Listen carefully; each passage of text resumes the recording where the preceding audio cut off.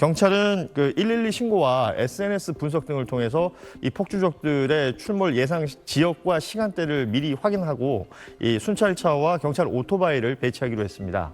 폭주 행위가 발견되거나 신고가 접수되면 기동순찰대 등 동원할 수 있는 경찰력과 장비를 최대한 활용해 강력한 단속과 수사를 벌인다는 계획입니다.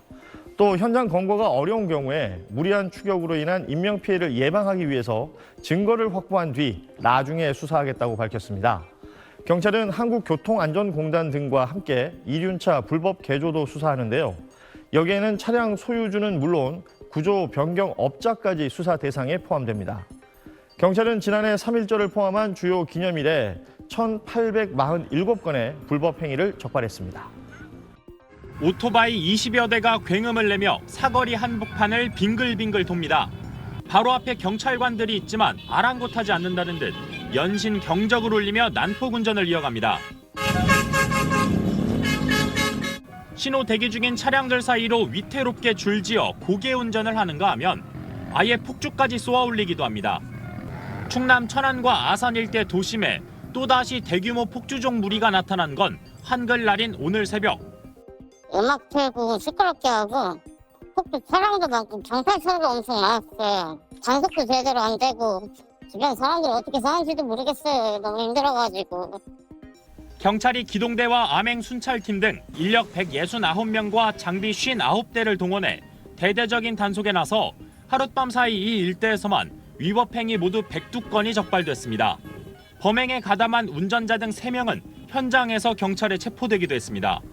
교통안전에 심각한 위험을 초래할 수 있는 이 같은 불법 폭주 행위는 경찰의 단속에도 불구하고 3.1절과 광복절 등 국경일마다 매번 반복되고 있습니다.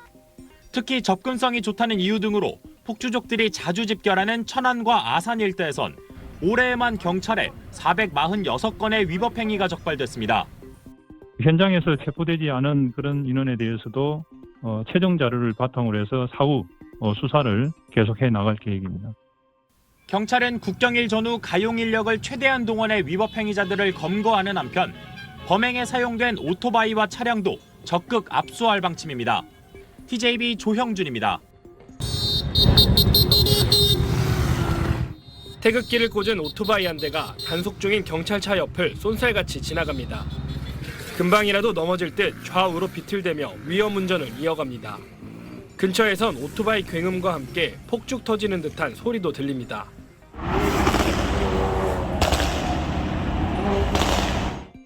도로를 점령한 오토바이들은 순찰차가 옆에 있어도 아랑곳하지 않습니다.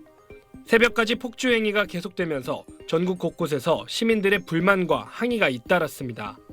이런 광복절 폭주 행위에 경찰이 교통경찰 3천여 명과 장비 1,200여 대를 동원해 대규모 단속을 벌였습니다. 음주운전 39건, 무면허 운전 20건 등 전국에서 모두 789건의 불법 행위가 적발됐습니다. 공동위험행위 등 중대법규 위반 행위에 대해서는 수사를 통해 구중이 되면 형사처벌 예정입니다. 아파트 외벽에서 시커먼 연기가 뿜어져 나옵니다. 오후 1시 20분쯤 경남 진주시의 한 아파트 건물 10층에서 불이 났습니다.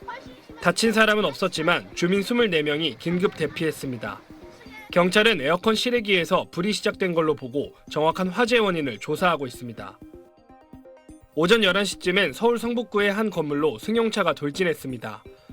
전봇대가 쿵 하는 거예요. 너무 큰 소리가 나면서 차를 할 수 있는지 못 알아봤어요. 앞에가 아예 부셔져서. 이 사고로 60대 남성 운전자와 이 차에 받친 오토바이 운전자 등 4명이 경상을 입었습니다. SBS 서동길입니다. 경찰이 어젯밤부터 오늘 새벽까지 3.1절 폭주족 등 교통법규 위반 행위를 단속한 결과 전국에서 531건이 적발됐습니다. 특히 난폭 운전은 2건, 음주운전 27건, 불법 개조와 번호판 가림 등은 65건이 적발됐습니다. 경찰은 체증 자료를 분석한 이후 중대 위반 행위자는 추가 입건할 예정입니다.